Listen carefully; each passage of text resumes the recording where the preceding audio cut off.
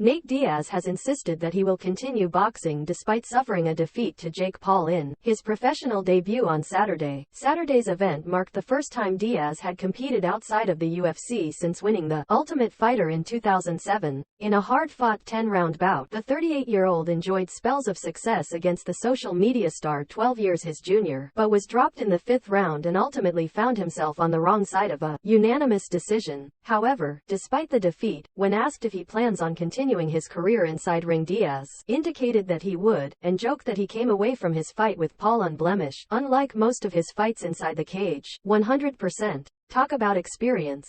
I didn't even get cut today. I get cut in every MMA fight I fight in.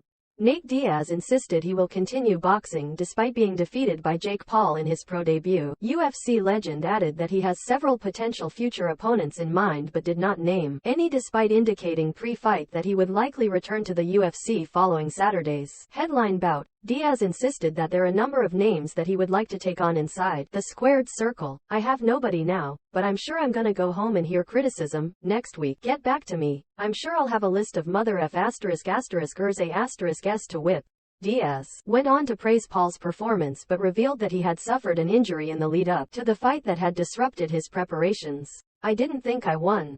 I knew he got the knockdown, but I figured I won a good amount of rounds. He did a good job.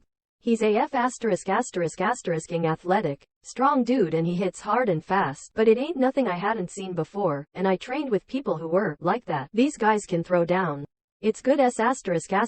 I should have been throwing punches, keeping him on the outside. I'm not trying to make an excuse, but about a month back I hurt my right arm a bit. I think I should have kept to the outside and circled and done better stuff, but it's all good. There's no way I wouldn't show up for a fight because of something like that. You gotta go regardless, no matter what. In the wake of the clash, Paul indicated that he would be willing to rematch Diaz in mixed martial arts and offered the Stockton native $10 million to face him in the PFL. 38-year-old added his preparations for the clash has been disrupted due to an injury to his arm after the fight. Paul offered Diaz $10 million to rematch him in MMA in the PFL cage. All credit to my team and I want to run it back in MMA, Paul said.